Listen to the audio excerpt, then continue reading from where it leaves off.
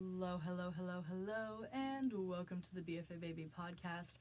As always, I am your host, Taylor Hartman, and today we have a very exciting episode. It is the first in a two-part series about how growing up in competition dance versus a ballet-focused studio, the pros and cons of that, and how they transfer into getting your BFA in dance. So, before I start, I don't have my guard, my sound guard on my mic. It completely disappeared from the studio, so that's awesome. So audio might be a little fuzzy, but all good, all good. And I think I've worn the black version of this tank top in the past two podcast recordings. So here's the gray version. If you would like to see my outfit of the days, go watch the recordings on YouTube. They come out on Tuesdays. So do I have any other updates to get you guys going before we start? No mouth guard, gray tank top, two-part episode.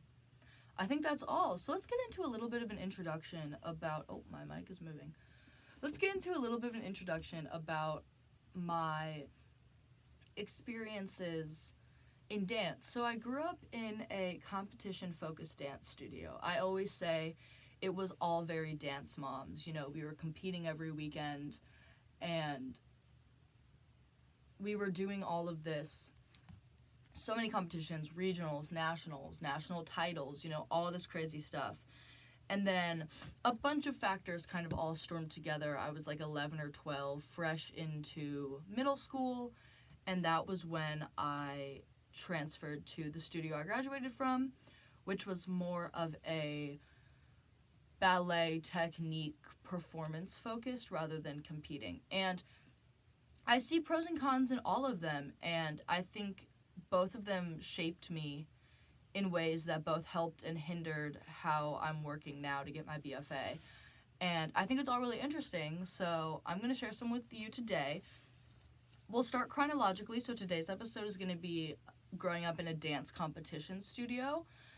And then next episode will be about how growing up, or continuing to grow up and graduate from a ballet studio, how that helped and hurt me in getting my BFA.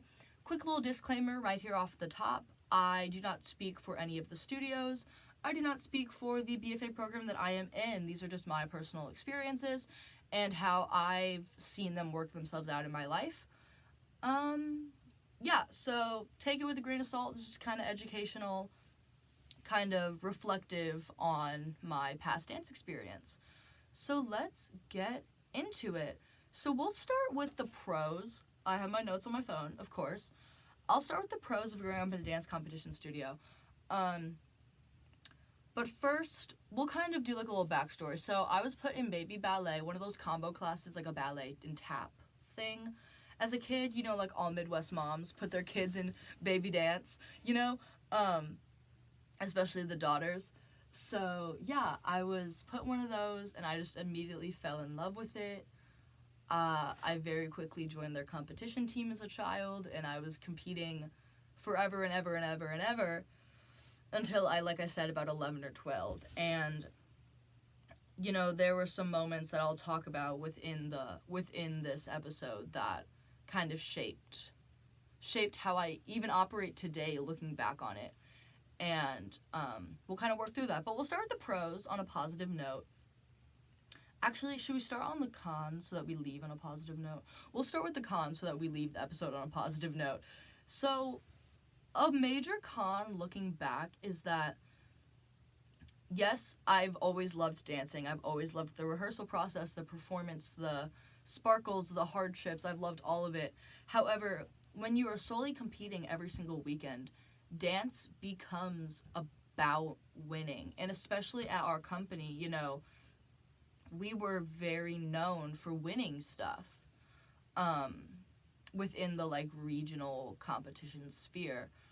And it was always, I remember we had this small group, and there was a bunch of stuff happening with the small group, and I just remember being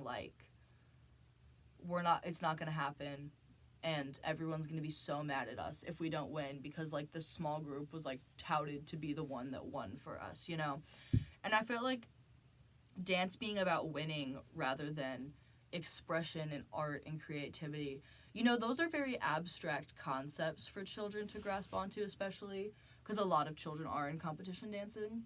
Um, but I think the sooner you can get them understanding that dance is about art and passion and creativity and performance and storytelling. And you see some amazing comp dances that have really great storylines, which I love. I mean, I'm not a comp hater. I mean, I don't love it, but I don't hate on it. There are some good things about it.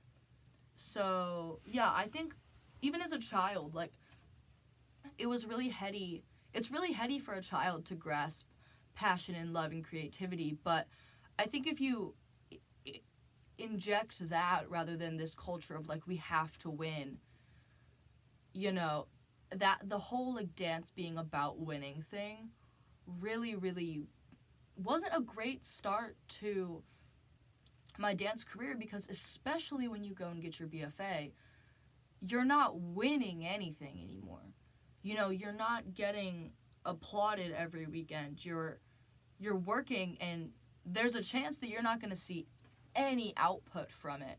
You know, like if you're working on a dance for, let's say, a fall dance concert and it gets adjudicated, you're not going to get ranked. It's either you're in the concert or you're not. And I think the black and whiteness of did we win, did we lose, you know, I always think of the Dance Moms tagline, second place is the first to lose, because that was very much the environment that I grew up in. And it's not winning and losing in the professional world while you're getting your BFA. It's very much like, am I putting food on the table this week? You know, if you're auditioning. And there's a lot that goes into that, and you know, it can be difficult, but like for a big portion of my upbringing, dance was about winning. And when I grew up, I later found the love in the storytelling, but the black and whiteness of winning, or adults are going to be mad at us, children, you know, that was kind of a big shift. Even just going to my ballet studio as a kid, like that was a big shift into like, okay, we're not winning, we're making something, we're making art, we're telling a story type beat. So next we have tensions with parents and dancers. Sorry, I'm yawning. It is very early while I'm filming this before a dress rehearsal. But yeah, so tensions between parents and students, and I think that this has to be studio to studio, you know. My company had a lot of tension, and I think that tension with parents instilled a lot of fear in the dancers. And you know, you want to make your parents proud, but you also want to do good so that you don't end up being the laughing stock, the conversation fodder of the moms that sit in the waiting room the whole night while their kids dance, you know. And I think like that tension to just perform and make other adults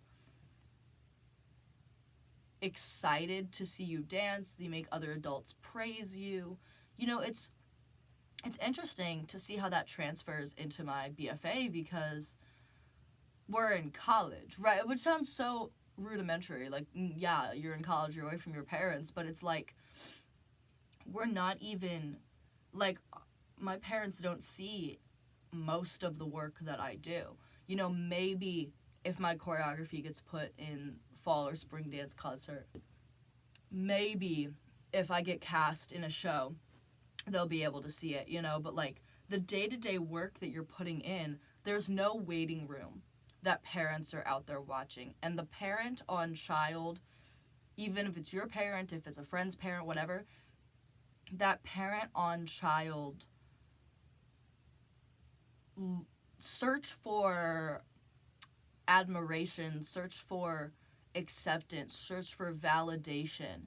I think that really took my dancing for a while, and was like, I have to dance to be good. I have to dance so they talk how good it was. You know, like, I wanted that validation from my parents and other parents so badly that now when, especially like right when I started my BFA and I was doing all this stuff, and I talked about in the choreography episode a couple episodes back, I talked about my piece Cherry Wine that I put probably 150 hours of hard work into, but then it never got to see the light of day, which is incredibly industry standard place. And no one really got to see anything of it, you know, like on stage in costume with lights fully realized, and that's fine, you know, like learning with that rejection is it's good. But like the ability to be able to shrug that off as like, okay, no one's gonna badmouth me like 2 feet from where I'm dancing, you know, the support rather than the fear of being gossiped about by parents, really, like, it's a big shift, but it's like a healthy shift, going to get your BFA. So, you know, the place I came from had a really big gossip culture, you know, not something that probably was good for the dancers, even the parents, but, you know, like, getting away from that and seeing how it translated into your BFA is really interesting. Because now I just feel supported, rather when growing up I was really scared to get gossiped about. Which sounds so stupid because it's like I'm a literal child. Like, why are these adults gossiping about literal children? But, like, you know, it's what it is. I'm going to sit back in this chair and just kind of relax while I talk about this. All right, next we have dancer on dancer competition. And this is something that is incredibly, I mean, it was just kind of all over both companies that I danced for. You know, obviously, like, dancer on dancer, like, actual competition, you'd have 2 solos up against each other. You'd have 2 small groups up against each other, like, in the same age group. You know, we had these auditions at the beginning of the season, which, like, what dances were you going to be in? What level were you going to be in? And I remember being, like, in our rehearsals, like, we're gonna beat the jazz group, the ballet group. We're gonna get a higher score, blah, blah, blah, blah, blah. And I think the thing with that is, like, it's not sustainable. And even later in the future, which I'll talk about in depth in the ballet episode, but there was competition to be leads in our Nutcracker. There was competition to be leads in the spring productions. You know, like, it was kind of a big thing. The lighting of I sit back is just awful. Let's fix that. I'll sit up and be like a professional, you know. But yeah, so there's always, you know, I've just kind of, I suppose I've been in experiences where, I mean, we are just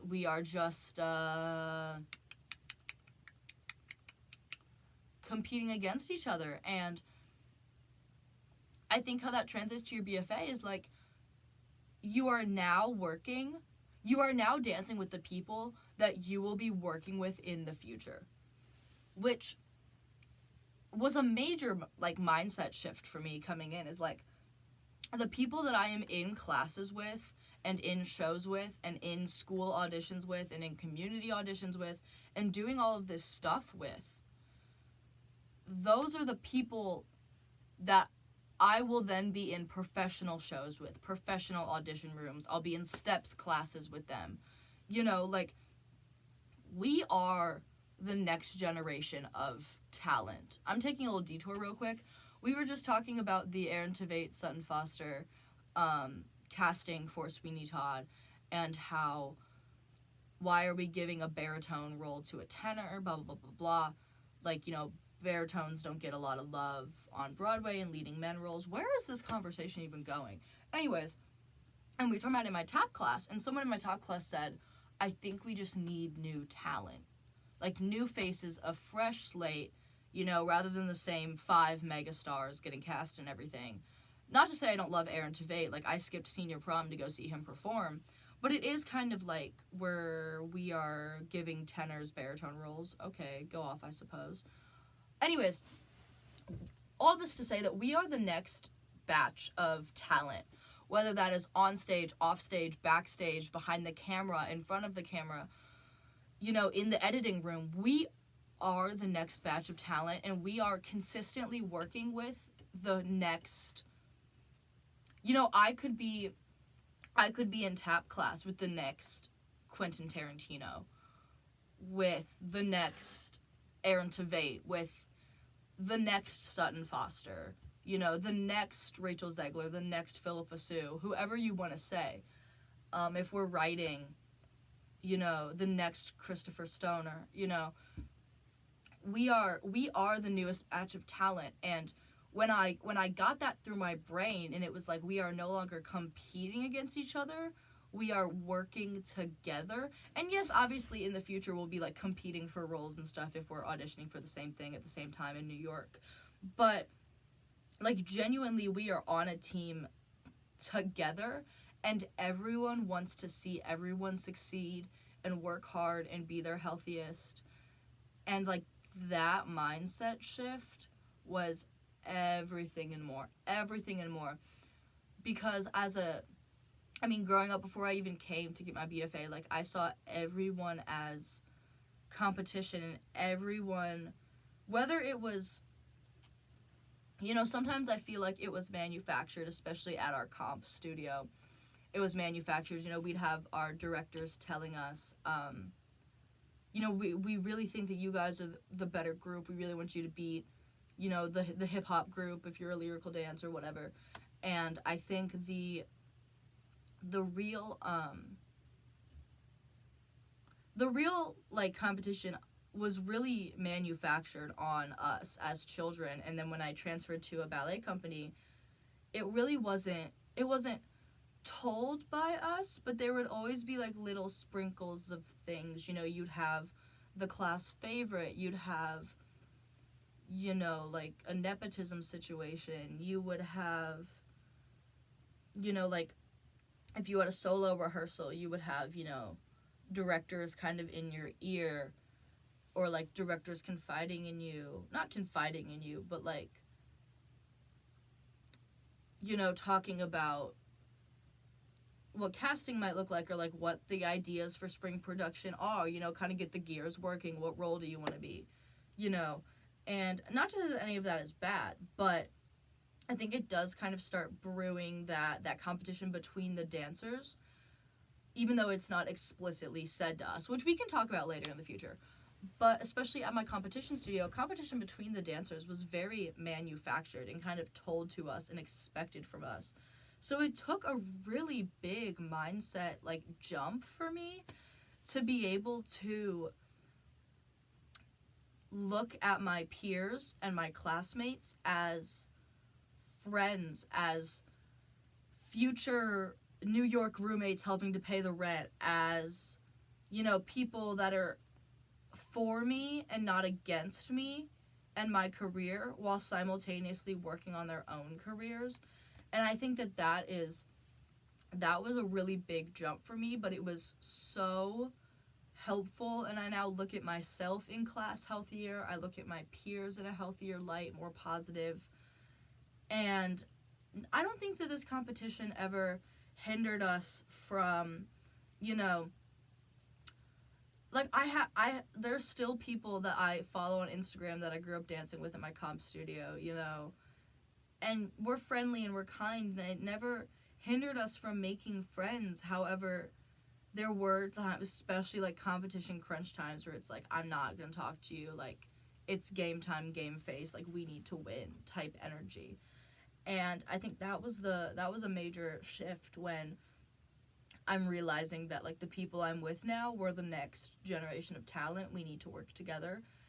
And competition doesn't have to be as superficial as winning a trophy to go up on the mantle in the studio, So, yeah, I think that's all I have to say about that. We'll talk more in the ballet episode about it, because there's a lot of competition in ballet, don't get me wrong. But let's talk about becoming fearful of your directors and the people that should be guiding you. So, this comes from a very tense and unhealthy situation, which is what my competition studio was like. And, Allison, I'm always shouting out Dear Hollywood on here, but Allison Stoner and Dear Hollywood talked about how in the performance industry, there are a lot of times, there's a lot of expectations on the kids that we don't necessarily, we don't feel like we can say no in fear of how the adult in the room is going to react. And these are typically adults that are supposed to be nurturing us and loving us and helping us grow as creatives. And you can go listen to Allison's podcast, it's so amazing. And I really resonated with that as she was talking about it, because like people talk about their dance teachers and they're like, they shaped me as who I am, and I would later come to experience that in Emmeline Williamson and Annie Newscott and Katie Strelick. I would come to find women in the arts that shaped me to be who I am today and who I continue to be and grow as. And I think I didn't have that growing up. And I think the biggest thing is we didn't feel safe to comment on anything if we were uncomfortable in a situation, if we were nervous, if we were injured. There was a lot of like sickness and injury that was hidden growing up, and you know, because we didn't want to be cut, we wanted to go on stage, we didn't want the ridicule of, you know, being taken out of the dance, being yelled at, you know, whatever it was. And there's that fear of, if you fuck something up on stage, what's the director gonna say about you? She's gonna be mad at you. And it's crazy to think about that now, because it's like we were children, and my entire world revolved around what my directors thought of me. And looking back, it's not healthy. And I think it's because we had such a culture where it was their way or the highway. You know, it was their way or you weren't going on stage. And I just never felt safe to voice any opinions, to do anything but succeed in their definition of success. And I think that was a major shift for me, in which coming here, you know, I still find myself during my BFA, I still find myself like living, breathing, and dying for a director's approval. But I am now able to kind of step outside of myself and be like, at the end of the day, their opinion on one day does not matter. And a little bit of a side detour, growing up in competition, you know, it took me a long time to really get it through my head that, like, competition dance is one person's opinion on your dance on one day, and it's so subjective. Dance, I mean, art in general is subjective, but dance is so subjective. And, like, you know, I think of all the times that we lost, or we didn't score as high as we thought we would, or we didn't place, you know, and it was like,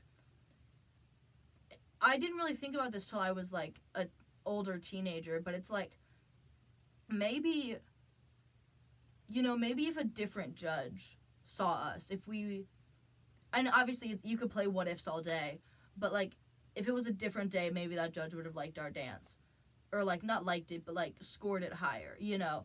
And I think it's all so incredibly subjective, and getting through your head that, like, competition, okay, I'm not gonna hate, competition is great for getting feedback on pieces, which we'll talk about more in the ballet episode. I love getting feedback on pieces. I love competition, they're always fun. But, I mean, it's one person's opinion on one given day, and that opinion could have been totally different if you did it yesterday, you know what I mean? And anyways, we were in an environment where we didn't feel safe to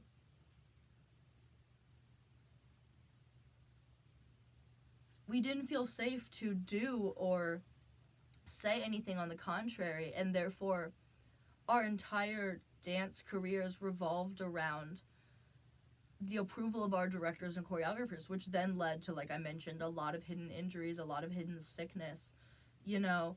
And there was just a lot of stuff where, like, if I had to miss dance for something, for school, for family emergency, whatever, I would freak out about what my directors were gonna think. And I remember we had this big production piece, and my friend, I mean, we're still kind of friendly, she had missed a week of rehearsals because she had very severe strep throat, and, like, was in and out of urgent care, in and out of ER. And because she missed, like, 3 rehearsals, like, dying sick, incredibly contagious, you know, she got kicked out of the dance. And She never got to perform it. And I remember being there, and those rehearsals were just like, they really weren't life or death rehearsals. You know, she knew the whole piece. She knew everything, and she was a child whose parent was looking out for not only their kid's health that was in an extreme condition, but the health of the other kids and adults in the room. You know, like, she probably would have been in worse shape if she went and danced. I mean, obviously, she was in and out of the ER. And I think the biggest thing is, like, I can almost bet money that when we were kids,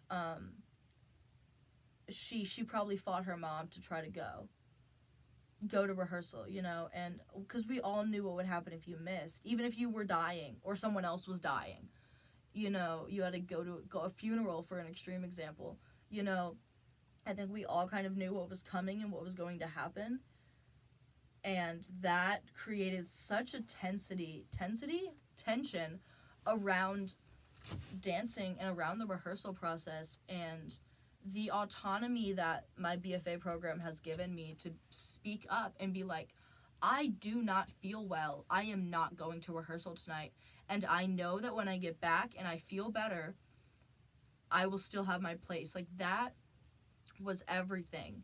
Like, the ability to realize that if I throw up an X, you know, if I am if I'm like uncomfortable in a partnering situation, in an intimacy, like stage intimacy situation, if I am uncomfortable in an intimacy call, in, you know, what else might we have, you know, just kind of, if I'm uncomfortable or feel unsafe in a rehearsal or class situation, I am able to say no, and no one's gonna be mad about it, which blew my mind, dude.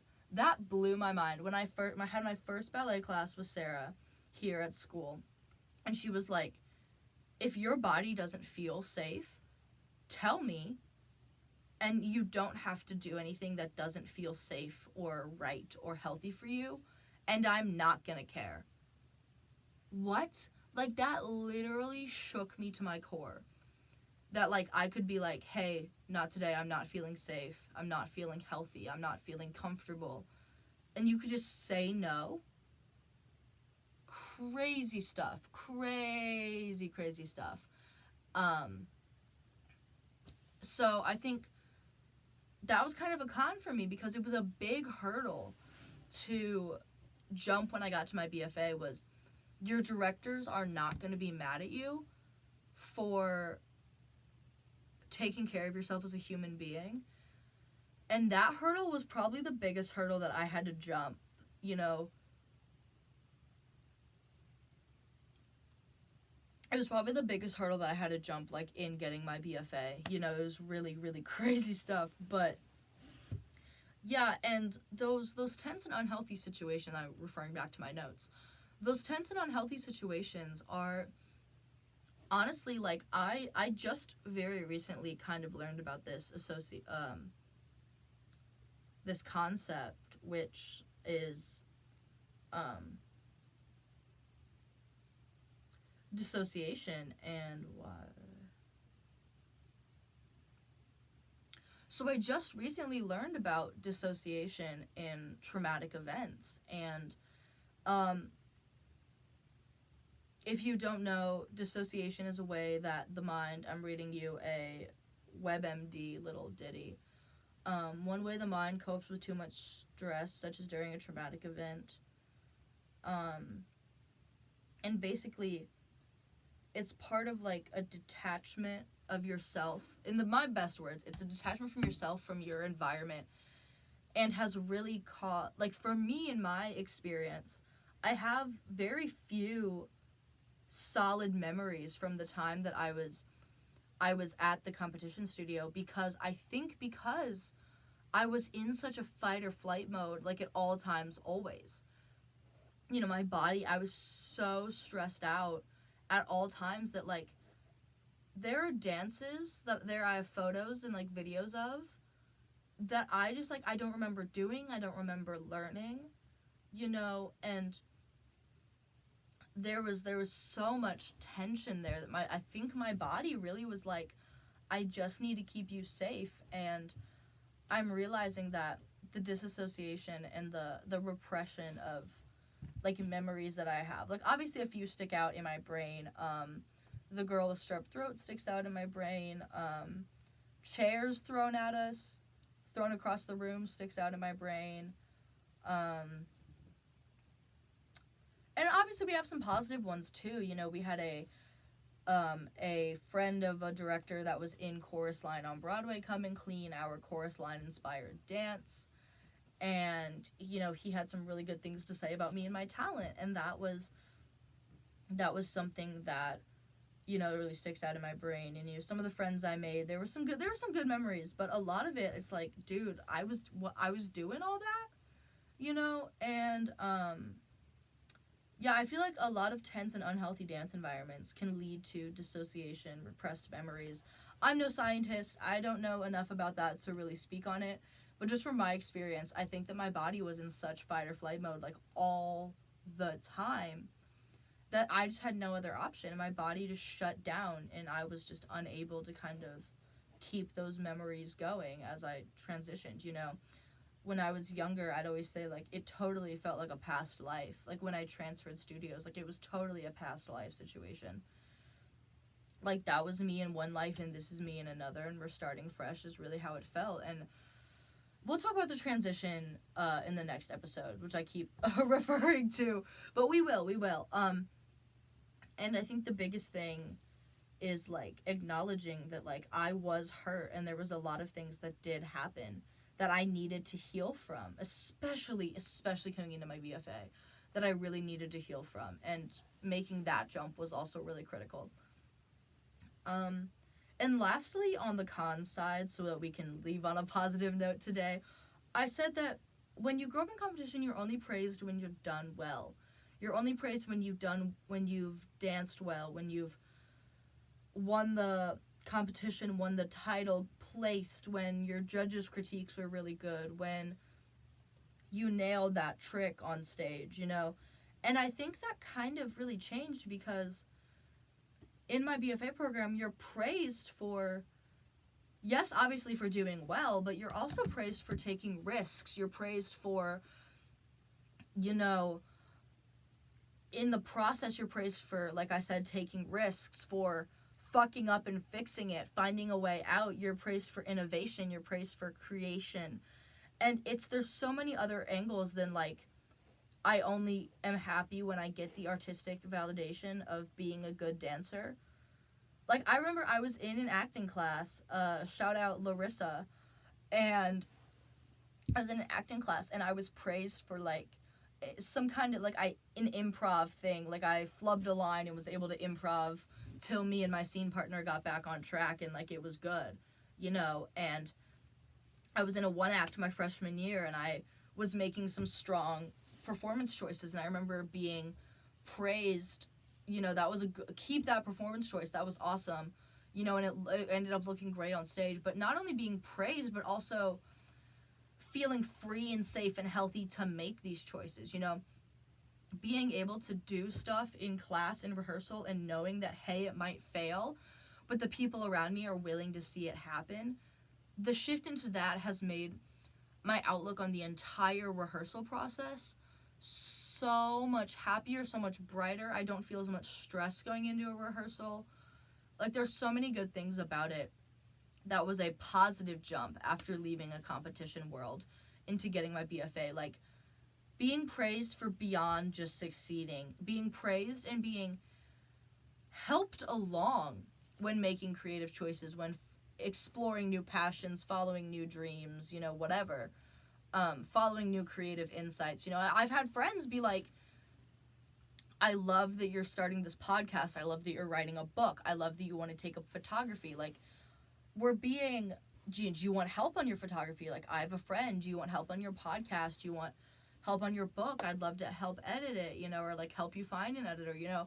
The environment that is now my life, or my life is now in this environment, that is an environment of praise all over the spectrum, praise and help rather than the black and whiteness of ridicule and praise. You know, there's a bridge. You know, we can say, hey, that idea didn't really work out, let's try it this way. But like, it was like, I'm glad that you felt safe enough to try that, you know, performance choice or whatever, you know. And that was a big, it was the praise was used as currency growing up in competition, for real, you know. And here it's something to fuel the creativity and the storytelling and the rehearsal process. And I think that was a big shift that was really, really, really important during my BFA. So yeah, those are kind of some cons I faced and things that I had to overcome to better function and understand how a BFA program works. But let's talk about some positives that I learned in my time as a comp dancer that still benefit me today as a BFA student. So some positives are picking up choreography quickly. Dude, there was a season when I was a kid and I was in so many dances. I was in a bunch of class dances, I was in a bunch of comp dances, I was in a bunch of productions. Like, I'm pretty sure there was a season that I was in like 20 some odd dances. You know, I think I had a solo or a duet one time, you know. And being able to pick that choreography up quickly and being able to retain that choreography and retain the cleans like day to day, that, like, I learned that young, which I think was critical to my success now. Because now when I'm in a high stakes situation, if I'm in an audition, if I'm in a class, if I'm, you know, swinging, oh my god, if I'm swinging, absolutely. You know, being able to pick up and organize choreography in your brain is something that I will never take for granted, that I learned from my competition days. And it has helped me so, so, so much. Just even in my day-to-day here, you know, if something switches around, if we need to retain cleans, like, and it's something that I instill in my dancers. You know, I'm like, we're gonna start you young with picking up this choreography so that if you do 10 years down the line want to pursue dancing in any form beyond, you know, recreation in high school, you'll be able to, and you will be successful. Not stop yawning, oh my goodness. But yeah, no, competition dance really helped me pick up choreography, and I really do, like, still use that to this day, really do appreciate it, big thing. Also, like, punctuality. I've always been a very punctual person. Like, I will be early to everything. We talk about this, like, every other episode. It's, like, a facet of who I am.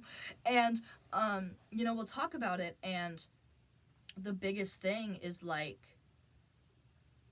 you know, they really got in me. And I mean, it does kind of tie back to that fear of judgment, of resentment, of hurt from my director. It really does tie back into that. But I think because I was so scared of being in trouble with my director, I would always be punctual for things. And it does kind of stem from a place of anxiety and from a place of where a con would be on the list. But I still have that punctuality, like, in my soul, in my bones. And I still think that it is definitely something that it benefits me, you know. We talked about it in my 10 Things I Would Tell My High School Self episode. I think it's the first full-length episode I posted. We talked about it there too, and it was like, you know, don't take for granted that you're an early person, like a morning person. And, you know, that's something that kind of comes with this punctuality too. Like, I am able to, like, get up early, and I'm able to function and, you know, be on time and get myself ready. And am I too early to most things? Probably, yeah. But I know that I would rather be early than late, and that is something that was, like, very distilled. That's not what I'm talking about. Very instilled in me as a childhood competition dancer, and I don't take it for granted because it is very helpful to kind of have that innate punctuality. That's been really helpful. The next one I had patience, because competitions can run behind, and I think I kind of mean this because I am very impatient, just like as a human being. I'm just an impatient person. And I think I meant patience in which, you know, you're able to not worry as much. I was a very anxious kid. Within the past 5 years got on anxiety meds, and I was so against it forever and ever and ever. And obviously as an anxious little competition dancer with all this stress and all of this tension around me, obviously it wasn't really helpful. What did Caroline say? Caroline said I can wear her boots to the opera tonight. That's amazing. Shout out Caroline. I'm leaving this clip in the podcast. That's so funny. Okay, word. I'm going to an opera on campus tonight. My friends are in it. And I'm going to wear Caroline's black heeled boots. Dude, I love Caroline. Anyways, what was I talking about? I was an anxious little girly. And there's a lot of tension around me, and I think when you're that young and you're in that much, you have that amount of tension, it can be difficult to regulate. And again, I direct you to Allison Stoner's podcast. She's done the education and the research on self-regulation and disassociation and stressful performance industry venues as a child. Very interesting. Loved it. I felt very connected to it as an ex-comp dancer, like high-level comp dancer. And yeah, anyways, you know, and when a comp is running behind, you know, you kind of have to be able to turn that into a way that can benefit you and your performance. You know, if a comp is running behind, okay, that's frustrating, but it's more time for us to warm up. It's more time for us to run and practice our piece. It's more time for us to get ready, to breathe between dances, to maybe it's time for us to eat when we didn't think we'd have time to eat today. You know, stuff like that. And it was, I wrote patience in my notes, but I don't know if patience is the right word, but it's the ability to spin things out of your control into your control and into your benefit, which I think is important, because like, you're not going to be equity the minute you step out of school. You know, you got to work for that. So it's like, I'm going to go to an audition, and if I'm waiting for them to see if they're going to see non-equity, you know, you can spin it as, well, I wait, time to make friends, time to network, make connections, time to warm up, give myself class. Oh my God, give myself class. Rehearsals. Auditions take ages. Sometimes, especially if you're like waiting around trying to see if they're even going to see non-equity. You know what I mean? Like, there's a lot that goes into it. So it's like spinning it in a way that this is time for me to give myself class, make connections, you know, learn something from the people around me, rather than like being anxious. Like, did I do all this for nothing? Are they even going to see me? You know, are the judges going to be too tired to look at our dance properly because it's running behind and they're stressed out, and type beat. And that's kind of being able to spin something out of your control into your benefit is something that I think comp dance really brought me, especially as I can see it now beyond being anxious about everything. You know, like I'm medicated, shout out Lexapro. You know, and I'm able to see it all more objectively now as I work through what has and hasn't helped me grow as a dancer, as a performer, from my competition days. And then I also have different hair and makeup as a pro. And this kind of comes from an experience of mine. You know, I've talked about how I was really the only creative person in my family. You know, at one point my parents were just like paying a senior dancer at the studio to like pick us up from school, help me get ready, take me to dance, because all my parents both worked full time, you know, and they needed an extra hand. She was like kind of a nanny type beat. And I remember watching Taryn, you know, do her hair and makeup, do my hair and makeup for the competitions.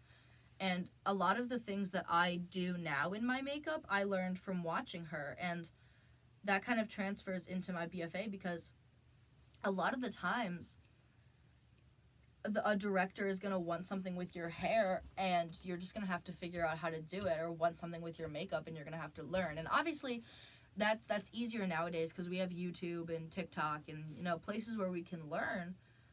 But there are times where, you know, like I think of my good friend Claire, who was in Anything Goes at 10th Theater this summer, and the director wanted victory roles for all the women, and they weren't wigged, so everyone had to learn how to do victory rolls on their hair.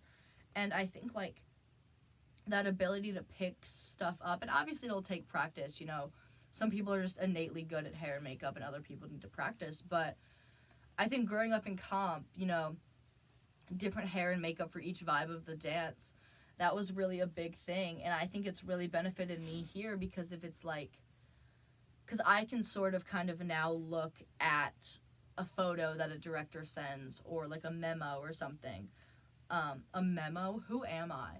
A photo, like a vision board, like even just a name, like Victory Rolls, you know, and I can maybe, you know, watch a tutorial and kind of figure out how to work it on my hair. And I think that's a beneficial thing because, I mean, look at the SAG strikes and the WGA strikes, you know, they're talking about having skilled hair and makeup artists to do hair of all textures on set, of all hair, you know, of people of all races, all ethnicities. And if you go on the SAG website, there's a whole clause that, like, in the first negotiations, they were like, potentially for principal actors, but ensemble and extras are on their own.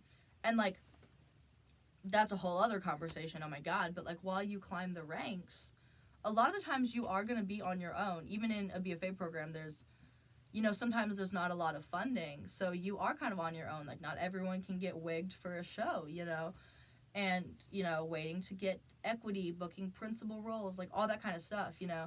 So being able to, like, kind of work those hair and makeup skills into something beneficial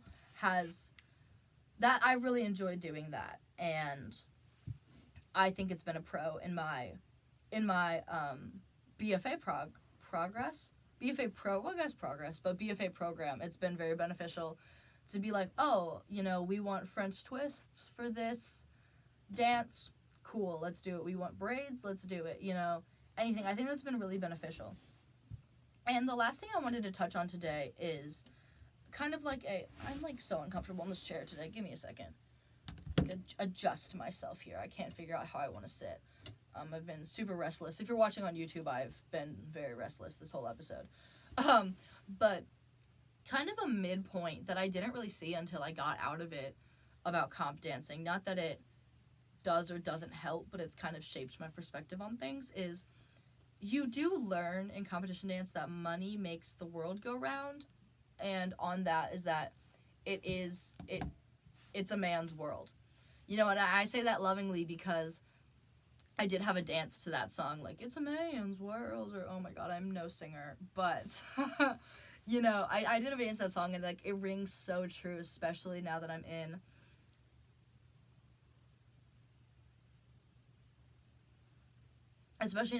my BFA program, and I'm looking at the scope of the professional world, you know, money and name makes the world go round, you know, in and outside of programs, in and outside of the industry. Nepotism and money and things under the table, it's always going to happen, and it's part of the industry that you just kind of need to accept. You know, growing up, if there was a studio at the competition that brought more dances than we did, that had more dancers performing that we did, that's more money to the competition. And I always remember my mom saying that, like, the biggest studios always win more. Not to discredit these kids' talents, but, like, there's a few times where it's like they brought in so much money for this competition, you know.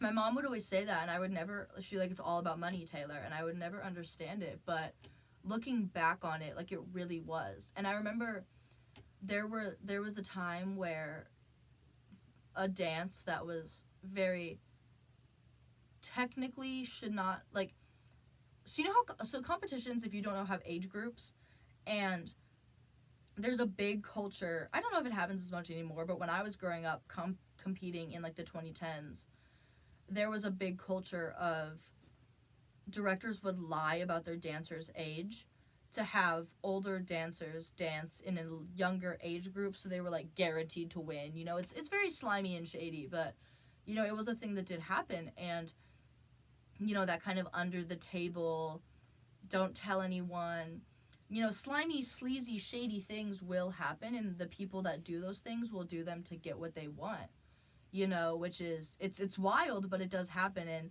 I think that it's obviously, it's a negative look on the industry as a whole, you know, to kind of pull that out. But it is something that you kind of have to learn. It's always a possibility, you know. It's all very subjective. It's all very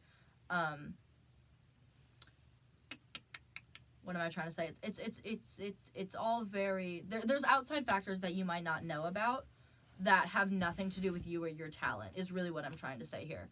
And that's a big lesson that I've really grasped onto as I audition for professional stuff. You know, like, you never know whose uncle is a friend of the casting director. You never know which studio owner grew up with the competition judge. You never know which dancer, like, you never know which dancer's dad knows one of the organizers, or like the guy that rents out the venue. You know, the studios that bring in the money, more likely than not, sometimes, I don't want to say more likely than not, there are experiences I've had where the studios that bring in the most money are the ones that win, and are the ones that, you know, get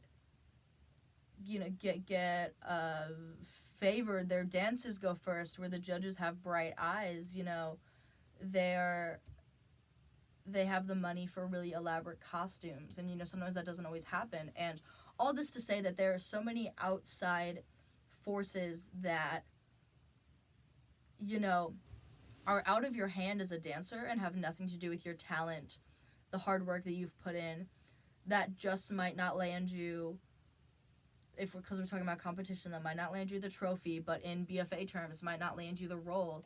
You know, there's always going to be money. There's always going to be nepotism. It really is. Money makes the world go round, and it really always is a man's world. You know, Chloe Angel talks about this in her book Turning Point. Highly recommend it. Talked about it last week. You know, men in, even this is kind of leaning into ballet territory, but also competition. You know, men in competition, men in dance, even though dance is a female majority, men are always going to be praised. You know, the men's solos are always going to win. The group dance with the boys are always going to win, because they want that validation. Competitions know that these dancers feed off of validation from judges and their directors, and I think that they see, even especially when I was competing again in the 2010s, I think that they see that if the judges give the dances with the boys high scores, high places, good critiques, and these boys get the, you know, of the solos, whatever, if these boys get the rush of winning and winning and winning and winning and winning, you know, that I think the theory is that it will inspire them to stay with the art form, you know. And there's a whole episode, I should bring someone on the podcast to kind of talk about it, but you know, that's kind of a whole thing. You know, it is a man's world, and if we ever saw, like, if we were kids and we saw group dance with a little boy going up against us, we, even as children, we all kind of knew, like, they have a better shot of winning just because they have a boy in their dance, you know. And this could lead into a feminist commentary, but I don't really want to go there right now. It's early, and I'm going to rehearsal here soon. But, you know, not a pro, not a con, but just a lesson that I've learned growing up in comp that has kind of helped me grow into my outlook on my professional career as I go into my BFA, is that money makes the world go round. There will always be nepotism. You can't get rid of it. You just have to work hard. You know, the right rules will find you at the right time. And it is, unfortunately, a man's world in a female-dominated industry. As the world around us is, the dance industry is also a man's world, you know. And this goes into, you know, you see more men in power as ADs, as choreographers, as company directors, whatever. You know, it is a man's world, and I think that starts young, especially in the comp world, but it has given me a perspective to realize that there will always be factors that we know nothing about that are influencing the decisions of the people behind the table. And I think that is something that has really changed my outlook on auditioning. I've been able to really kind of scope through how I feel about it. You know, if I don't get an audition or if I don't get a role, you know, it's not because I'm a bad person. You know, it doesn't make me innately bad, and we've talked about this before. You know, and I think those little tidbits sprinkled into my competition experience kind of were in the background shaping that to come full force in my BFA studies. And I think that is all we have for the podcast today. Thank you for sticking around and listening. As always, the video version of the podcast on YouTube comes out on Tuesdays, and the audio comes out on Spotify on Wednesdays. I am working to slowly start getting the podcast out on other platforms, which is very exciting. So, yeah, I'll keep you guys updated whenever that starts to happen. You can follow the podcast on Instagram at BFA Baby Podcast, and you can follow me if you love the voice behind the podcast at Tay Does Ballet, periods between words. On the podcast Instagram, I will put up Q&A sometimes that are like, what do you want to hear about on the podcast? I'm thinking about doing a Q&A episode on the podcast, you know, just an entire episode of answering your guys' questions. So follow along to get a little sprinkle, a little voice into the podcast. We'll have some behind the scenes on there. And make sure to rate and review the podcast on Spotify. Really helps get the word out there. Share the podcast with your friends. I'm really hoping to starting to make money off of this at some point. So share the podcast with your friends.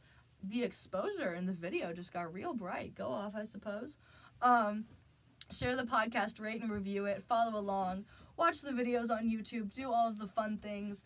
I am so excited to have you guys here on this journey with me, like I always say. And thank you for sticking around and listening. And yeah, married in a kiss. I'll see you in the next episode. Mwah.